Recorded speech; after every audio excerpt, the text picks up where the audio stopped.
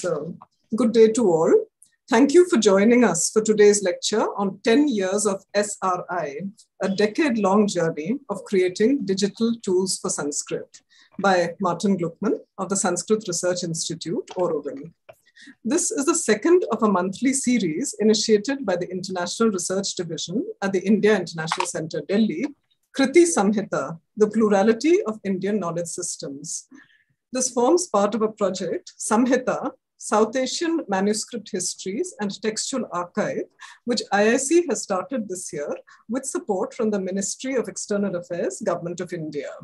SAMHita's goal is to create a knowledge resource on manuscripts from South Asia that are now housed in libraries and private collections outside India. This would be an online platform that scholars and enthusiasts all over the world would have access to. We're very happy to be partnering with the Sanskrit Research Institute in this on mapping repositories from across the world. Unfortunately, Dr. Sudha Gopalakrishnan, Executive Director of IIC's International Research Division and Project Director for SAMHiTA, is indisposed and she will not be able to join us today. But we're very happy to have as chair, Professor Mohini Malik, who taught philosophy at IIT Kanpur and has doctoral degrees from Lucknow University and from Manchester University, and has published on philosophical logic and the philosophy of the social sciences. Over the last 3 decades, she has engaged with Indian thought traditions, and particularly the question of how Sanskrit terms are translated into English. In 2011, she was co-convener of a workshop at the IIC, a collaboration between the International Research Division and the Indian Council for Philosophical Research, which was published as Classical Indian Thought and English Language, Perspectives and Problems. I think it's going to be a fascinating conversation, but given their interests. Professor Malik, may I request you to introduce our speaker? Thank you, Niharika. And let me start by saying that I'm happy to be standing in for Dr. Gopalakrishnan, who unfortunately is not with us today. Let me welcome everyone from, I guess, from various parts of the world, but especially our speaker, Professor Gluckman. And I'll say a few words about Professor Gluckman for everybody's information. He started studying computer science in South Africa, but he completed Sanskrit studies, I guess a specialization, at the Australian National University with Dr. McComas Taylor. In 2011, he founded the Sanskrit Research Institute, about which Niharika has already spoken, so I won't go into that. But I'd like to say a few words about the tools that this institute has been developing, because they are fascinating and maybe some can raise some controversies as well. But let me just enumerate a few. One, a very ambitious project is, and a tool, it's already been developed, is a Sanskrit dictionary with 1 million words. And this enables users to search multiple dictionaries simultaneously. It's been called a meta dictionary because you can simultaneously look for the meanings of words from ancient and present day sources. I think this is absolutely fascinating and very, very important. Then there is, of course, Panini research tool for exploration, for the exploration of Panini's grammar. And then another one, which again, I think is very challenging, and that is generating Sanskrit synonyms for English words. So you can type in an English word and look, I mean, I assume it's that there always are synonyms, or you'll be informed that there aren't, but you can generate synonyms from Sanskrit for English words. There is another part of this project which is very interesting, and that is looking up the frequencies of the occurrence of words across 181 texts. I mean, this has already been accomplished. And these texts include Buddhist texts, I'm told. And so that's particularly interesting because many texts are in Pali. So, but we are looking up the frequencies of Sanskrit words in these texts. And so with this, I very warmly welcome Professor Gluckman. And I must say that I personally look forward to hearing about these tools. And then, of course, we will see whether time permits for further discussion. Professor Gluckman. Thank you very much, Professor Malik. It's wonderful. I'm just going to set a timer so I can keep on time. Am I audible to everyone? Yes, I believe I am. Wonderful.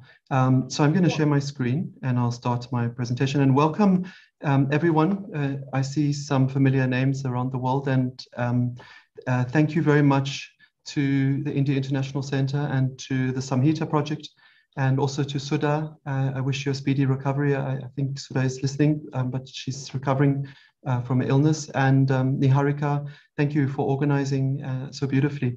Thank you for having me. I'm going to share my screen and I will start my presentation now. And thank you for that wonderful introduction, Professor Malik.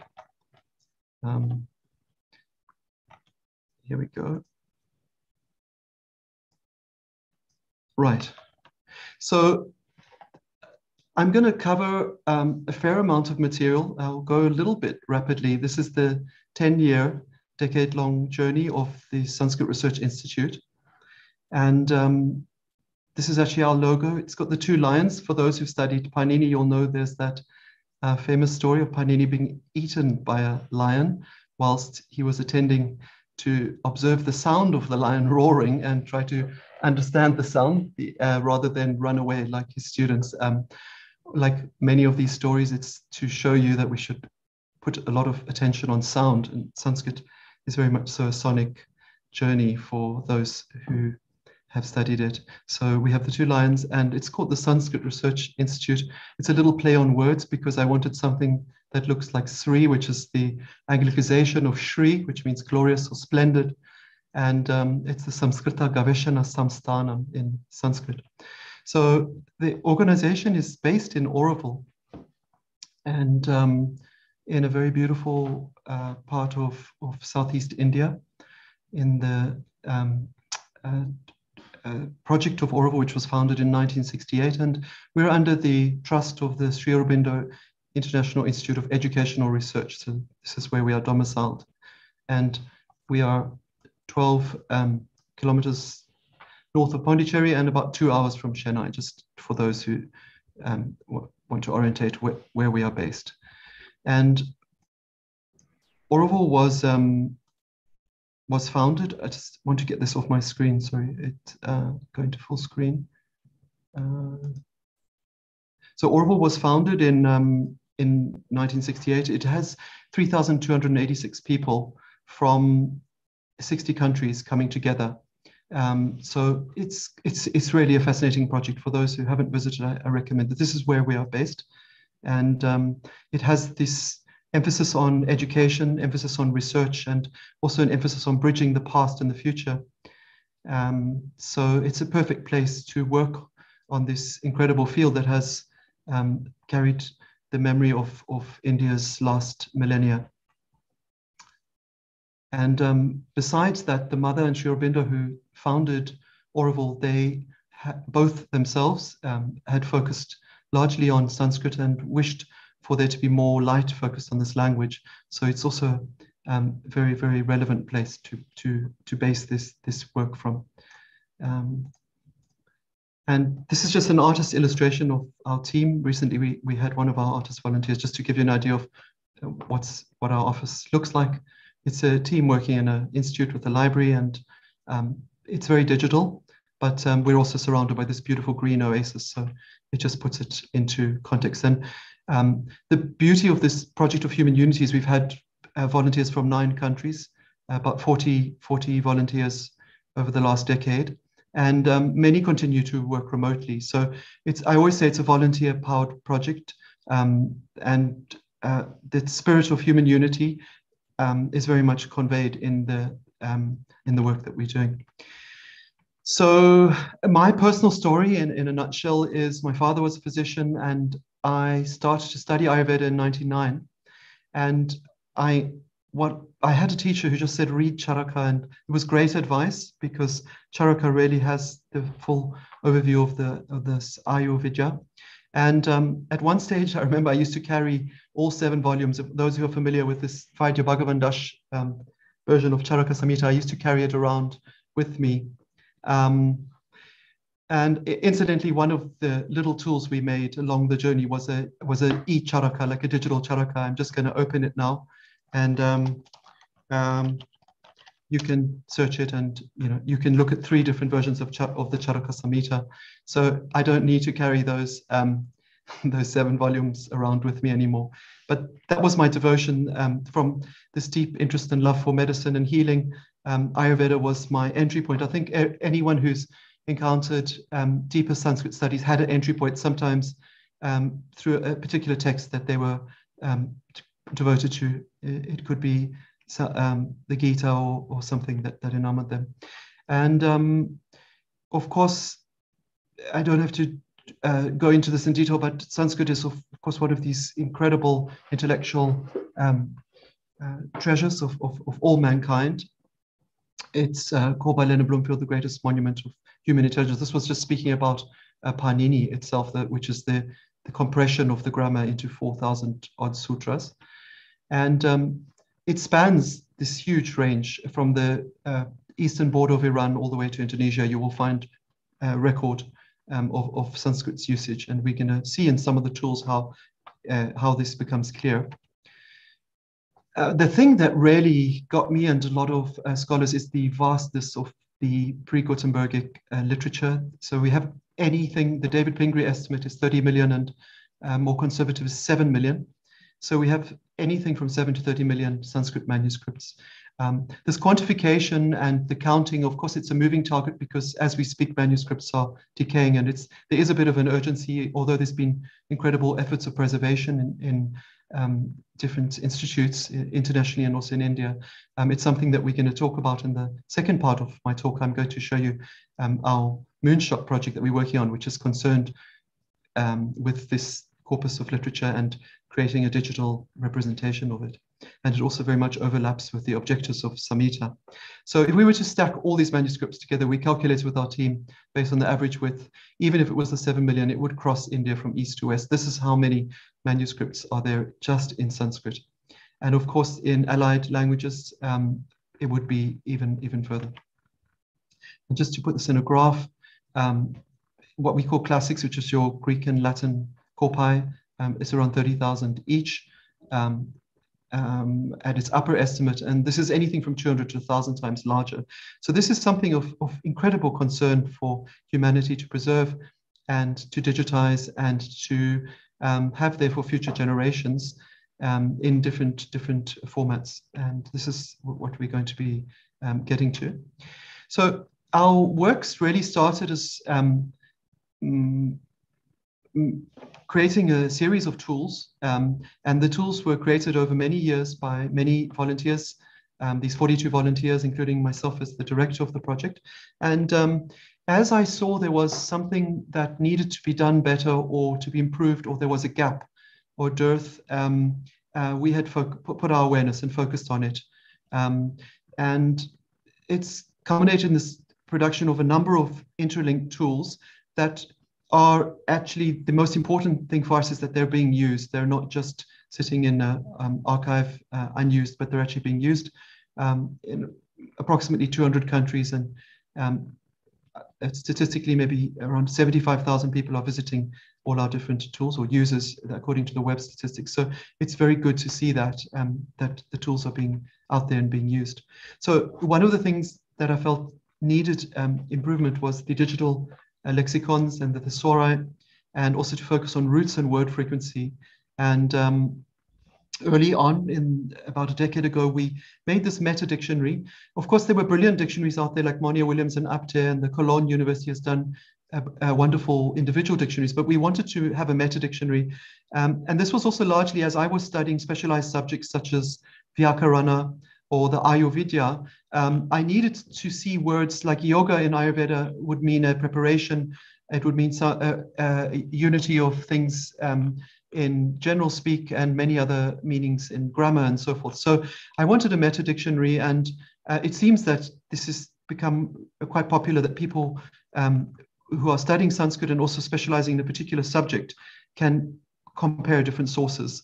And so we took a number of sources that were already individually there, and we unified them with permission from the authors when it needed, or if they were out of copyright, then we just published and then accredited where the sources were.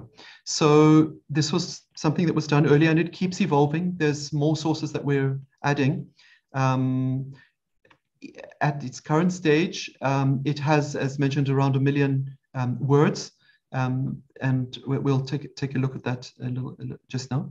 So it's searching. It's a meta dictionary. It's searching multiple sources at once. Just to put it into perspective, you have 228,000 words in Oxford. This says 1 million. Of course, those who are working computation with Sanskrit, you can render many, many more words, and it depends how you look at the word linguistically. But this is what is searchable, and each has a unique independent meaning. One of the things we also did early on is we allowed the user to translate from their native language to Sanskrit. So here I've put poisson, and I've told it it's French, and it identifies us as fish. So this was a very common request, because we had learners not knowing English or German or French or one of the primary lexical languages that Sanskrit exists in. And using this translation tool, we allowed access to this dynamically. This is just an automatic machine translation from a third-party Google translation, but it was good to integrate it into the dictionary. And this is actually very useful, particularly for your first year of Sanskrit studies. So here I don't know how to spell Gaveshana, because you have different possible spellings when you hear it, and the early student would need a wildcard search. So we wanted to be able to allow a wildcard search in the dictionary, and this is something, as you're learning Sanskrit spelling, it's extremely useful. So the whole idea was to make it easier to acquire Sanskrit and more enjoyable along the journey. So you struggled less with things that you shouldn't struggle with, and you could spend more time sort of swimming in the ocean of the language. And following that, we have added a grammar search. This was based on standing on the shoulder of incredible giants like Gerard Hewitt, who had done this amazing Sanskrit reader site and computational work with rendering the different forms of words in Sanskrit. So here I can just put Gajena, and the dictionary identifies it as a masculine instrumental singular. And this is very useful also, once again, for your early students who are overwhelmed with all the different inflective forms of these stems that one encounters in Sanskrit. So the idea was, once again, to make it easier to learn and quicker, more rapid to learn the language. Following that, we wanted to help the student who is learning the Vedic grammar and also the working with the Vedic texts. And those who have studied any of the Vedic literature will know that words can have different meanings. So we are marrying different sources. You'll see that there's the Bloomfield Vedic Concordance along with the MacDonald Vedic Search. So the word Asura here is a divine spirit, which is correct in the Vedic literature, but of course demon in the classical. So by having the ability to look side by side, one can comparatively see how the meaning has changed. There are many words, like Ratna is another one. There are a few hundred words that have gone through these transformations where the meaning, or it will have a slightly different meaning in the Vedic literature. And this is important to help students to do comparisons. Of course, that information was there, but it was much more tedious to see it so rapidly. Here, within a second, we can do these correlations. Synonyms was something that in my first few years of undergraduate Sanskrit, I realized that this is the black belt synonymic language on earth. with very little competition. And this is because of this, this metaphoric way of creating words in Sanskrit where you can describe the quality. So here, like a deer would be known as timid-hearted or twig eater, the palavada, or one who's afraid of hunters. But all of these mean deer in that context. So what I thought would be really nice would be to extract synonyms. So when I've sat with pundits, I would often joke with them. I remember I was with this Sampadananda Mishra, and I would say, okay, how many words can you name for water? And he would maybe get to 20 or 30. And then I would show him this. And it was quite impressive because here we have mined this out of the Monier-Williams and the UpTier data. And these are, of course, one can distill more, but this is done through a Python script, rendering this from the data and finding the synonym. And those who've studied the Shabda Kosha will know that there already are these synonymic works, but even then they have much less than we've managed to mine from these modern dictionaries. So it just shows you with incredible awe. I can put another word here, mountain. These are common words, and we have more than 100. I remember Robert Svoboda in one of his books he wrote, there were 96 words for love. Well, here it extracts 76, and it also shows you the roots that are identified as meaning love. And any word can be taken, and these are all live, and you can use these synonymic tools. This was made quite early on, and it was when I realized that one should embrace these synonyms and also become familiar with them if one wants to become a good Sanskrit poet. And another thing we did with the synonyms was we did this word across languages just to show the comparative with other languages. And this is very, very interesting just for one's own learning. If you take, say, a word like stand, we know it comes from the dhatu star. And then if you just take this ST, here I'm searching for the ST, and you'll just see Icelandic and in Italian and Latin. So it's very useful to see how, of course, these are all Indo-European languages, and Sanskrit is Indo-European. They have common ancestor, but it's very interesting to see how these are intertwined linguistically. And this was just a tool for people to play in a very joyful way and embrace and enjoy these links between Sanskrit and the Sanskritic world and the European world. And sometimes the links went a little bit further. This is an interesting example from an Icelandic friend on the word sambanda, which could mean relationship. And you'll see here in Icelandic, which is rather far away, we have sambandi. So this is quite interesting. And this tool allows you to rapidly, the idea was, of course, one could go and get an Icelandic dictionary and get a Sanskrit dictionary and slowly find these, but here the tool allows you to find this very rapidly. And we integrated the Wordnet data, which was done by one of the universities in India. And I think it was an IIT that had done it. So here we have a Sanskrit synonymic tool. So you can take Sri and then you can see all the Sanskrit to Sanskrit synonyms. This is very similar to the Shabda Koshas, how they would give it. And we also have the Amara Kosha data, of course, it is there already. So this is the earlier version. Amara Kosha is the most famous of the Shabda Koshas. And you will see that it gives all these words for Sri. And then this is a union of many of these Shabda Koshas in the Wordnet data that was compiled. So all of these were ready to make the journey for the new student, particularly. Maybe the black belt is not going to use these tools every day, but they might use them easier. And so we continued, and along this journey, we wanted to give the new student, the ability to explore roots. So we have around 2,000 odd roots in Sanskrit. A root, a very common one, ram. Here I can enter the root, the dhatu, and these are taken from Panini's Dhatupata. And we can see in the UpTier dictionary how these roots in different forms have just created innocently words. We haven't gone with negations. We're just taking where the word begins with the root or the strengthening of that root. And then you can see, so here we have Ramaka, the word alava, and it's all come from Ram. So we have hundreds of words that have expanded from one root. And it's quite interesting to see this. It's very visual, and the tool allows you in an interactive way to play with any root. You could take any Sanskrit root, and you can also go backwards. You could say, well, let's just take a root that means to eat, and let's see what words have come out of that root. Here we have an, which the one that obviously influenced the eat word in English is ad, and that allows you to see all of these words. Here we would have a few hundred words that have come out. And this is using the Apte and the Monier-Williams data and then Panini's data. So it's a union of 3 data sets. So this is our root explorer that's once again there to inspire and invigorate the young new student to Sanskrit, but also the mature student can benefit from these tools. And one of the things I embraced quite early on was looking at the different lipis and understanding where Devanagari came from. And of course, it comes from Brahmi.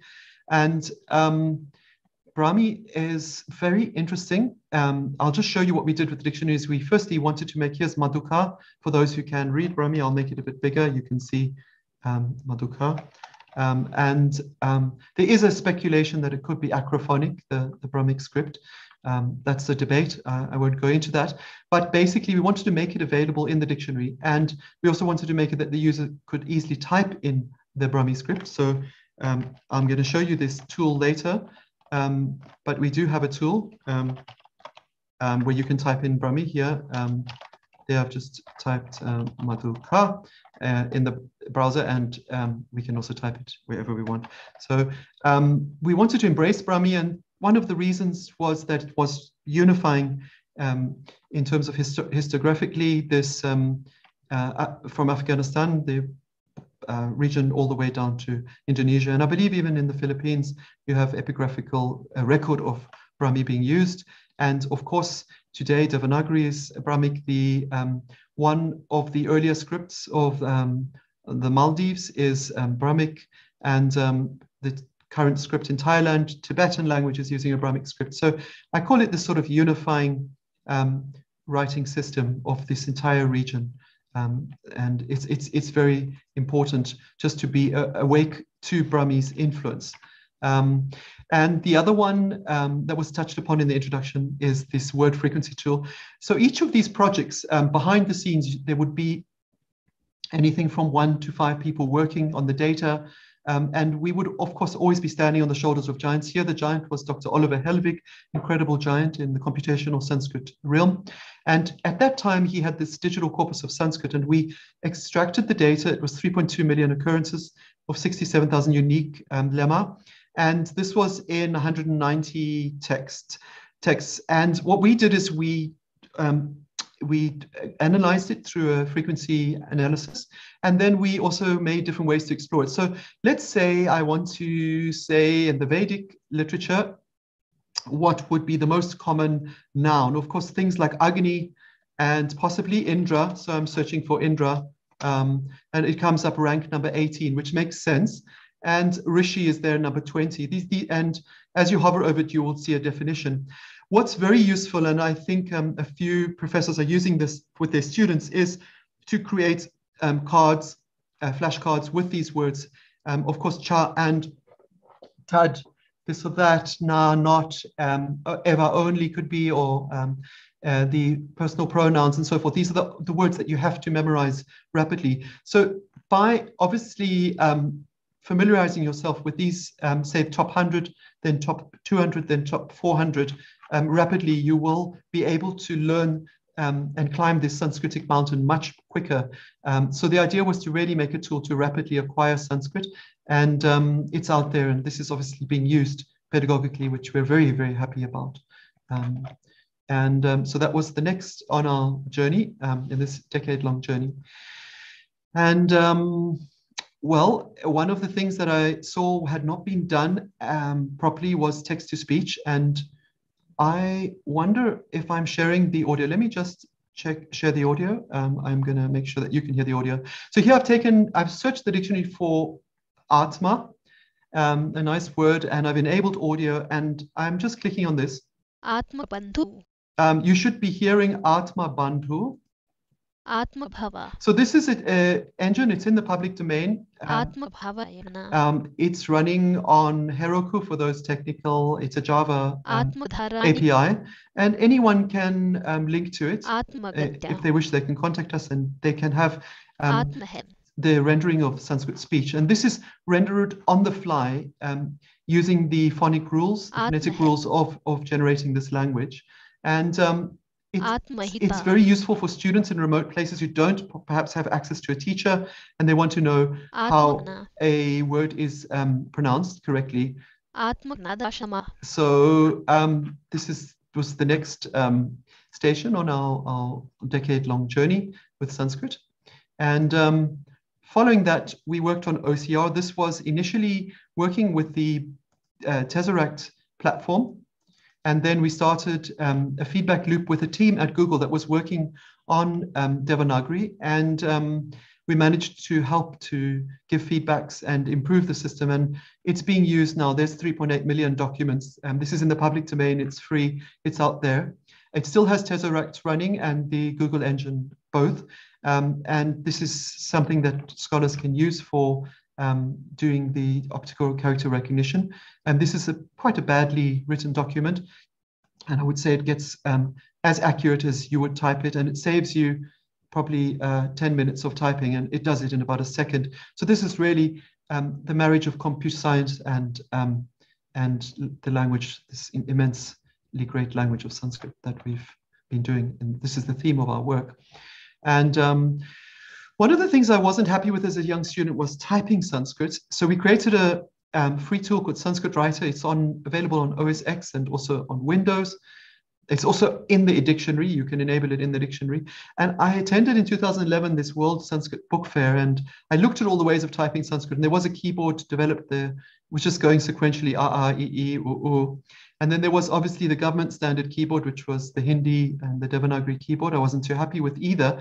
So I wanted something where your brain map of QWERTY, which everyone already knows pretty much, inside and outside of India, that is encountering either English or any QWERTY-based. Of course, if you're in Germany or France, this doesn't necessarily include you, but you would be able to familiarize yourself rapidly with QWERTY. So the idea was to make it extremely rapid to be able to type Sanskrit. So I wanted something you could learn in 1 minute. So what we did is we took the rules of the International Alphabet of Sanskrit Transliteration, and you diagrammatically, in your mind, just draw them from top to bottom. So if there's a dash and an A from top to bottom, you just type -A when the Sanskrit mode is enabled. And then you just select whichever output you want. So your R, your long R, or your the long R is basically -R dot, and your ta is T dot, and then obviously with the A is T dot A. And the idea was that I could explain, and in less than 60 seconds, someone could learn it. We also built in a dictionary to make this pretty useful. And I'll just give you a quick live demo of it.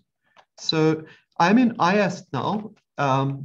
So I'm just typing Ramaha, and then I'm going into Devanagari with the same aham sanskritam likhami. So with the same speed that I'm able to type in any other language that I'm familiar with on the QWERTY keyboard, I've just typed Sanskrit. And we threw in a dictionary. So if you hit Command and / you will get this dictionary. This was a dictionary which has all the forms. So the idea was the kind of trainer wheels that people would have this tool to write Sanskrit, type it. And here it's in IAST mode with the dictionary. And I want to say the word rain. Sorry, I know the word rain in English, and I get a few choices. I can choose Varsha, and there I can say, okay, am I writing in the dual or plural, a lot of rain? And it will output that word, and it can output in any of the outputs, either Devanagari or Brahmi. So the idea was trainer wheels, and also to make it less than 60 seconds to type. So once again, the theme you can see here is accelerating the acquisition and the enjoyment, the delectation of Sanskrit. And that was the next tool that we made. And in my 4th and 5th years, I had worked with Panini, with Dr. Taylor, and I wasn't satisfied with there being a unified source, a kind of programmer's reference for these 4,000 rules. You've got 4,000, just short of 4,000 rules in Panini. So I wanted to create a very easy, ready reference, similar to a computer programmer's manual, and I wanted to link it together. There were many wonderful works done, and we got permission from people like George Codona, from his translation of the Mahabhashya. We have taken some of the earlier works that were out of copyright, and then some contemporary works also. So the idea really was to make a reference where you could see the rules, and also we have a recitation recorded of each rule. So in the traditional gurukuls, you would learn the rules through repetition, and then you would start to understand the meanings and how they all integrate. So those who have studied the Vyakarana, you will know that you need to cross-reference with many rules, and there are many interrelated rules. So this just allows you to follow that sort of trail of rules and rules within rules and related rules. So it's something that we needed, and I was very delighted when Dr. Taylor, my teacher at ANU, said that he's now using it with his students. That was the greatest compliment, and I was very happy to see that it is being used. For us, the greatest joy is when these tools are being used, and we always appreciate feedback, of course. So, of course, we ran workshops with Dr. Ramna Sharma for 2 years running, and we will be doing more once the pandemic has completed itself. And we documented, and we've got about 6 days or 7 days of recording, full days of recording of him teaching the Ashtadhyayi. He's one of the great teachers out there. We also created educational games for learning the Sandhi rules. This is just called Sandhi Invaders. So it was just Space Invaders. So this becomes long I, and it's using the same Sanskrit writer rule. And if you make an error, then it's correcting you, and if you get it right, then you get points. So it was just a little interactive game, and it is also being used for those who are struggling to learn the Sandhi rules. You've got this game called Sandhi Invaders, where the letters fall from the sky. So we're going to go into the reference materials that we've been working on. So one of the things that we identified was urgently needed was a mirror of the Digital Library of India, and not just a mirror. This is 32 terabytes and 500,000 books that were scanned by the Digital Library of India project. But it's very relevant for those working on the manuscriptic tradition. You can find many of the catalogs. Of course, archive.org has now mirrored this from us. And we have mirrored this, and then we've also made an ability to search inside. So in any script of your choice, you can search inside all of these works. So if you're looking for a needle in the proverbial haystack inside of these 32 terabytes of data, you can find it within a second. So once again, the idea was to make it very easy. The government had a DLI site, it went down, and it didn't give you the ability to actually search inside of the actual OCR of everything. So this many scholars are using on a daily basis who are working on the digitization. This is the memory of all of the out of copyright literature in the Indian Indic corpus. So it's super useful, and we wanted a mirror of that. So we host and we created this mirror. We mined that data and then mirrored it. We also did a mirror. Well, they actually we did a digital. There isn't a digital tool for Ofrec. There is just the data you can download from Cologne.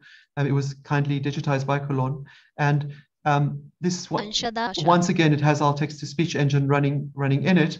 And this is Alfrecht, which was about a century and a bit ago. Alfrecht mapped all of the Sanskrit catalogs and the literature, and this incredible effort, pre-digital, 44,000 unique rows of data. This is authors, works, and commentaries.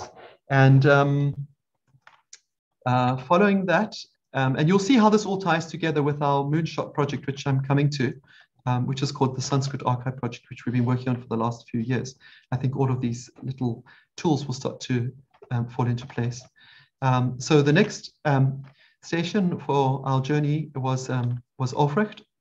And of course, along the way, we've made many references that are used. We've done Whitney's and the Laghusidenta Kaumudi and Vedic grammar for students. This was all digitized and collated and organized and put into these mini portals by our team in Auroville. And of course, the Little Red Book, which is the little reference of McComas Taylor. I think it's one of the most excellent for the first years of studies. It just gives you your instant ready reference. So we've put digital portals of these, and these you can go onto this free website I'll give you later, and you can browse these. Before I get to the Sanskrit Archive project, one of the things we've worked on and we felt very necessary is the visual language of posters. And the one we worked the longest on was this Indus script poster. What I found with the Indus, well, I shouldn't call it a script because it's either seals or a script. It's a debate. There is the script camp and there's the seals camp, but they are divided. And we wanted to stay very neutral and not try to solve it. Many great scholars had tried that, but we wanted to compile the materials, even quite difficult to get access to photographs and scans of the material. What we did is we had an artist work for a few months and trace a vector of each of the unique seals. We have around 400 principal characters.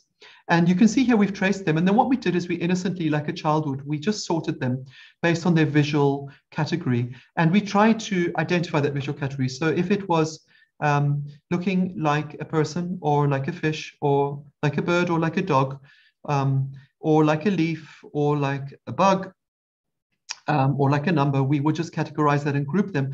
And then we put an indicator for the frequency in the corpus. So the green shows you more frequent. So you can see, well, the numbers are quite frequent. So this already tells us something, just visually in less than a second or two. You can see 2, 3, but oddly 1 is less common, but maybe 2, there's a reason why 2 and 3 are more common. We can talk about that. And you will see things like fish is ranked number 3. Of course, this was a river-based civilization. So that already gets you thinking, was it a seal identifying things like that were being traded, which is speculated by Michael Witzel and the Stephen Farmer camp, or was it language like the Aksho Papola camp? Well, I would veer towards the seal camp, but as I said, we stay neutral here. But this was really for people to delectate in this visually, and also it was intended for students. It's a huge B-Note poster, and it's in 2 panels. So the first panel has this, and of course we've got a timeline, so we can see how it fits in the whole strata of time. And we've also got a huge map here, and showing the rivers, so it's important to visually get as much information. And in the second panel, we actually give examples of the actual seals. We got permission from the British Museum, and we show where the seals and the script was developed, 2500 BC, in the context of other seals and scripts. So you've got Proto-Elamite, and you've got Linear A coming. And so the idea really was to be as an inspiration and sort of a point of departure, but also to trace all of the seals and then sort them by frequency visually.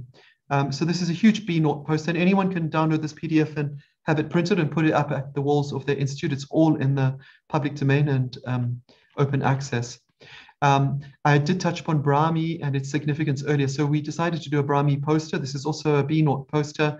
And here, once again, we took all the different forms of the Brahmic scripts. This was another incredible project. I think Oliver Helbig had also worked on it in his earlier works.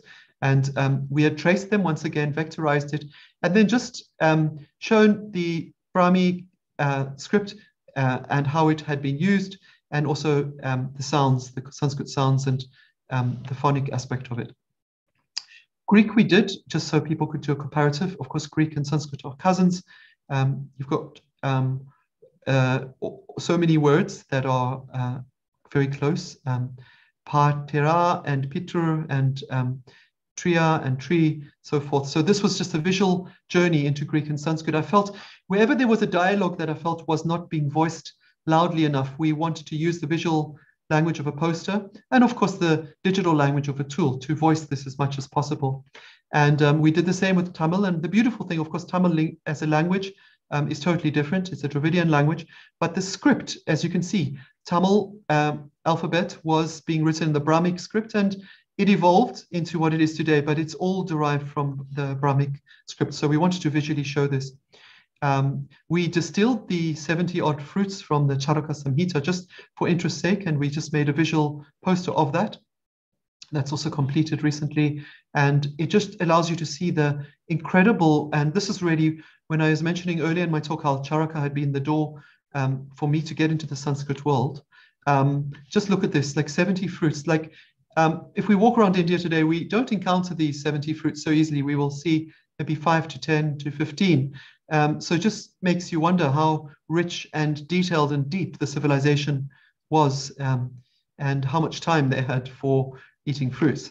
So our most recent poster was the Divehi poster. This is the Maldivian language, which is very much similar to the Vedic Sanskrit.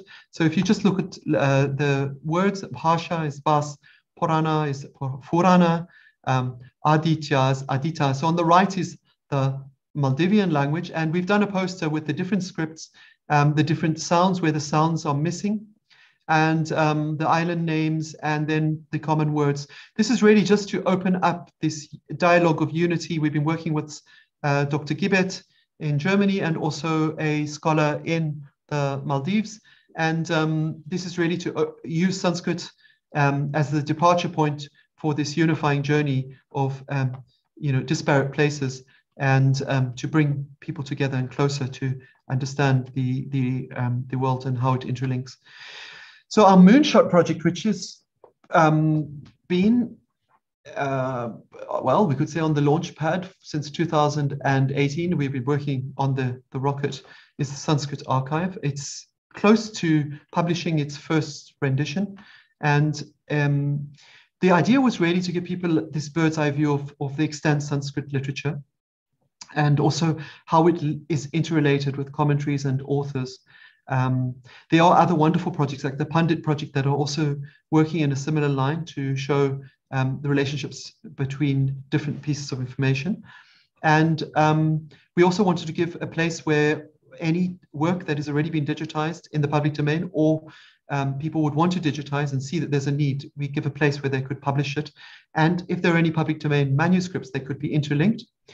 And one of the things that we've been doing is we've done this kind of PageRank algorithm. PageRank is Google's algorithm for how it ranks the significance of a search entry based on how many links there are to it. So we considered a unique reference in a catalog, a manuscript catalog, as a ranking point.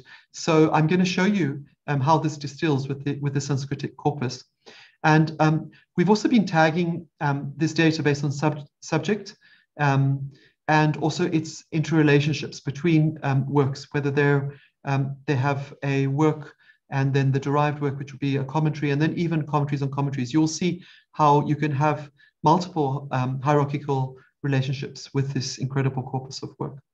And we're going to integrate it with many external data sources, such as Pandit and whatever Samhita is doing, basically anything in the public domain, and also offer a crowdsourced wiki-type interactive interface. So armies of people out there who have a love for a particular avenue of Sanskritic knowledge or a particular work can contribute. So it's really an archive of Sanskrit literature. And the most important, you could say, the skeletal aspect of this was to have a digital NCC. And this was kindly done with the Vande Mataram library in Delhi. They have supported this work. So the NCC, for those who are not familiar, it is the continuum of Alfrecht's work. It's the largest map we have of the Sanskritic and allied literature and authors and the commentaries.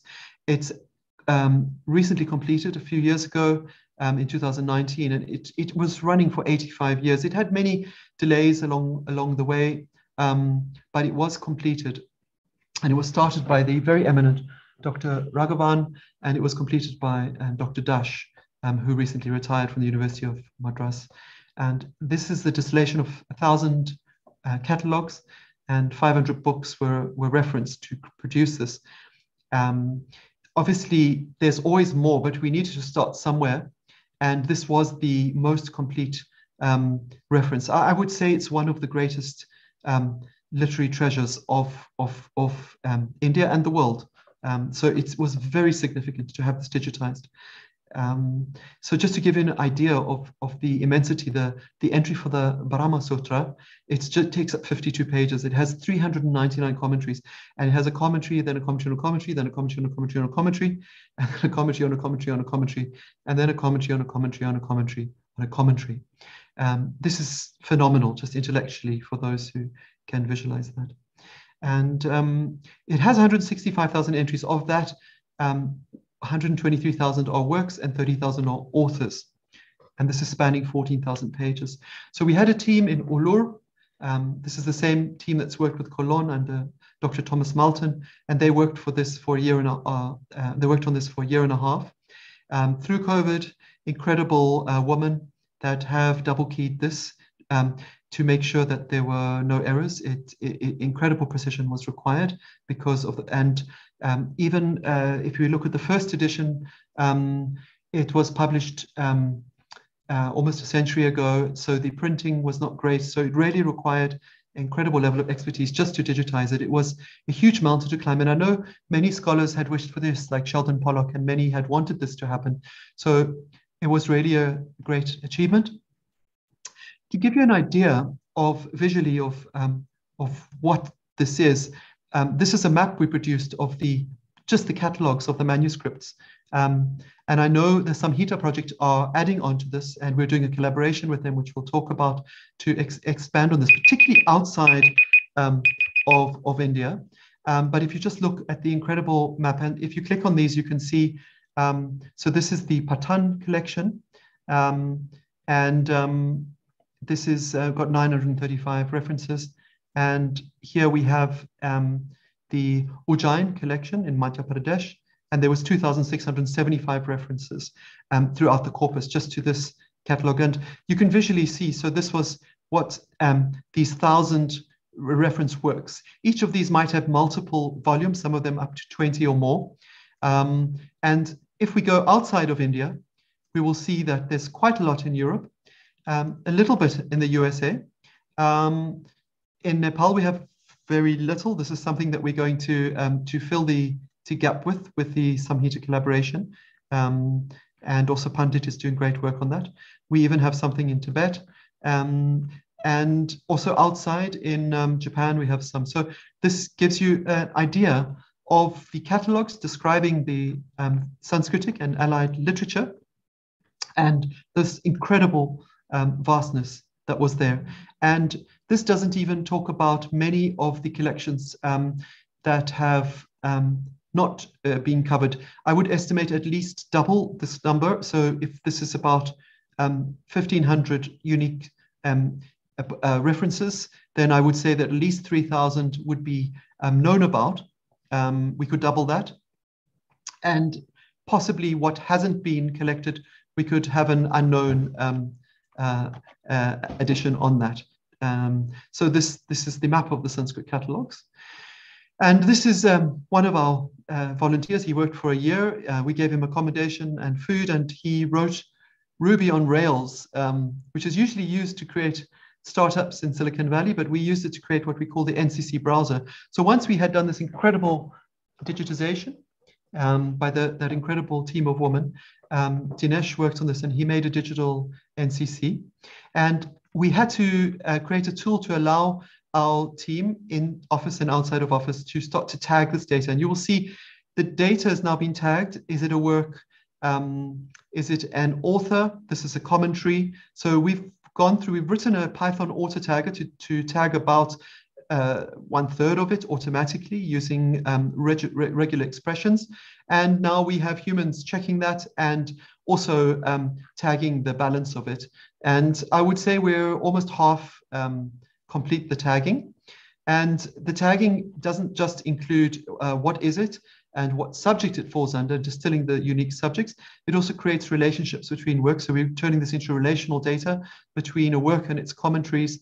And we're also doing what's called info tagging if it's a significant, if it is one of the most, the top 1,000, and you'll see how we rank the top 1,000, then we've done an info tagging, and I'm going to come across that in a further slide. So this was Dinesh who worked on it. He's now in the US studying computer science further. So this is the team in office working on tagging. There's Sashka, Gali, and Gauri, and we've had many other wonderful volunteers working on this.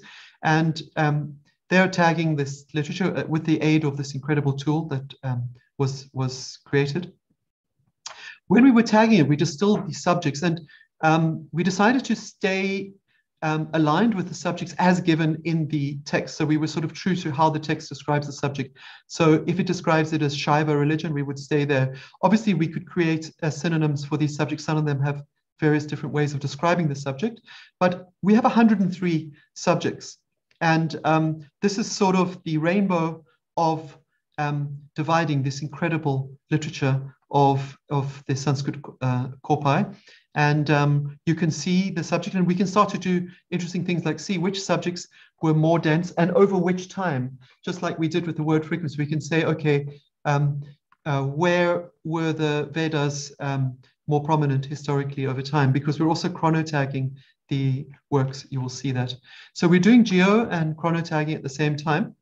And you can see a little distillation of that. So these are works. These are just some significant works.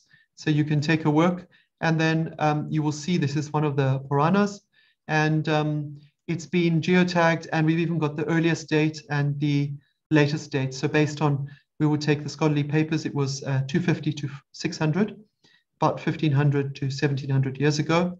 And the blue would be an author.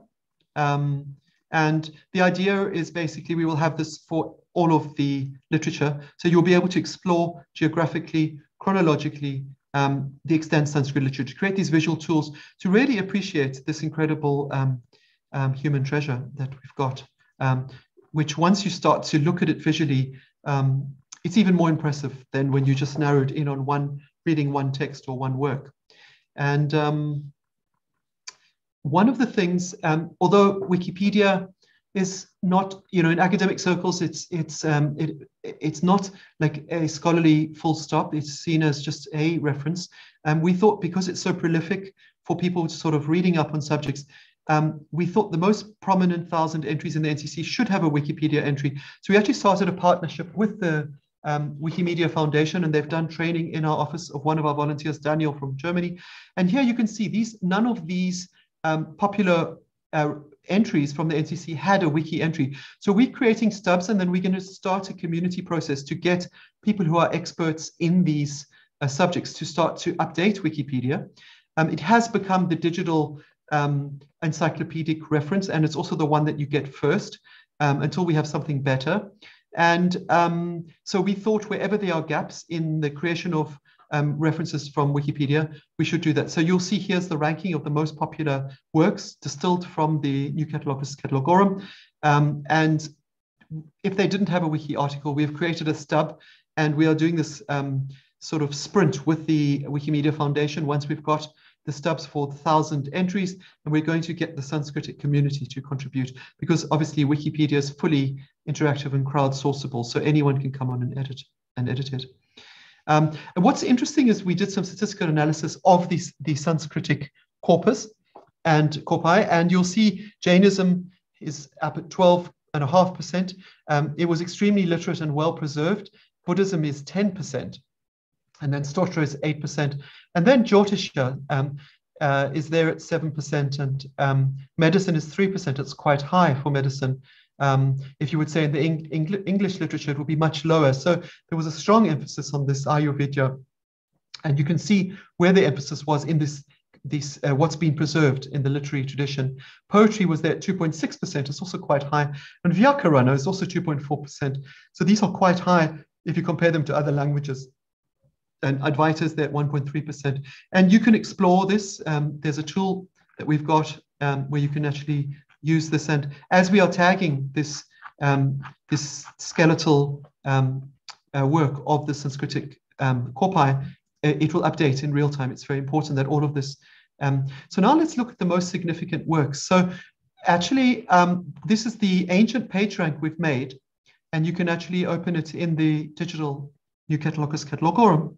And you will see, basically, when we are sorting it based on the number of manuscriptic references, you'll see the Bhagavata rightfully comes the most popular, and the Brahma Sutra is coming next, the Mahabharata is next, the Ramayana is next, the Bhagavad Gita is next. So this is really like your most referenced Sanskritic literature. And you will see that there are some authors coming there. Here's an author, Shankaracharya, rightfully coming quite high up. And this is very useful just to understand what in the ancient psyche were the works that were duplicated the most. Of course, this could be having an influence or bias by one king who had taken this as his favorite text and been extremely wealthy. And this is usually the case, and said, this work must be duplicated more than any other work. And well, we know in the Christianic world that's done with the St. James Bible or anything else. So why not with the Sanskritic world? But it gives us incredible perspective. And in our Sanskrit archive, we'll obviously, when we put this in the public, we will of course have a search, but we will have this ranking to allow people to see what were the most significant works in terms of the ancient mind and the ancient memory, we should call it. And here it is again, and you can all explore this. These are all interactive. So this is the info tagging that we did. The same team is doing the info tagging, and we would chronotag, give it a time, and geotag it. And this is done for the top 1,000 works. So this brings us to the Sanskrit Archive. This is the rough mock-up of what we're building. So it will have a search, and you'll be able to browse by subject, by title, by author. It will show you the most significant works, the most significant authors, and the most significant commentaries. And you'll be able to also explore geographically and explore chronologically. So this is a huge, ambitious project, but we are almost ready to publish the first version of it.